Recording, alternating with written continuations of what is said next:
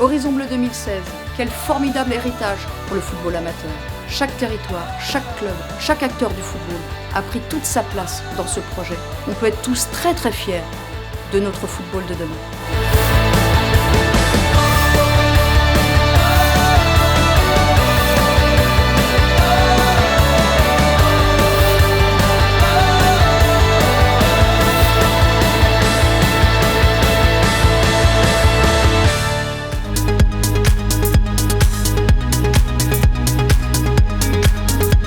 Ça a tout changé, hein. Il y a un terrain de qualité, et puis cadre synthétique, on peut dire que le club il avance mieux. Quand il y avait le Stabi, c'était compliqué un petit peu. Depuis cadre synthétique, il y a plus de joueurs qui viennent, tout le monde vient à l'entraînement, les gens ils viennent même en avance, alors qu'avant c'était le contraire. Il y a plus d'appui, on peut mieux tirer, quand il pleut ça fuse, c'est mieux quoi. Ça a apporté surtout un nouveau dynamisme au club, hein. Les éducateurs sont de nouveau plus contents de venir sur les séances d'entraînement, d'encadrer. Parce que stabiliser, ça faisait quand même 25 ans hein, qu'on l'avait. On a perdu du temps, il faut bien l'avouer. Et du coup, forcément, on a perdu des licenciés. Il y a des joueurs qui sont partis à cause des conditions de travail. Et là, maintenant, on espère rattraper le temps perdu, quoi. Ouais, ça motive tout le monde. Tout le monde est motivé. Il y a plus de licenciés qu'avant. Ah, c'était indispensable pour tous les clubs. Il n'y a plus beaucoup de clubs qui ont un terrain stabilisé sur le département. Je crois qu'il doit en rester un ou deux, il me semble. C'est grâce à l'euro qu'on a des santé quasiment un peu partout.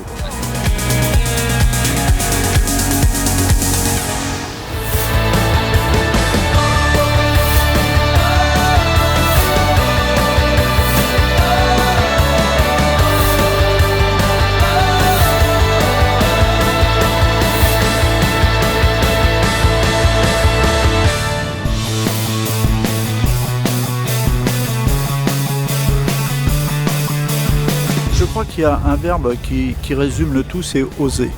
On a osé le faire avec la complicité bien sûr et la chance qu'il y ait le projet Horizon Bleu 2016. Pour le club, c'est un outil extraordinaire. C'est un plus parce que bon, on est quand même dans un lieu où il pleut quand même beaucoup. Donc les enfants sont quand même souvent à même de jouer donc, sous la pluie. Donc là maintenant, eh bien, ils vont pouvoir faire le foot l'hiver sous la structure, sous la halle sportive. Et puis, elle pourra servir à autre chose, à différents sports. Que ce soit de l'ultimate, par exemple, du rugby touché. On peut utiliser cette salle-là pour des choses comme ça, quoi. Je pense qu'elle sera bien utilisée, il n'y a pas de souci. Ce que je retiendrai, c'est l'envie que chacun a mis pour, disons, satisfaire des jeunes qui vont pouvoir évoluer, disons, dans de bonnes conditions.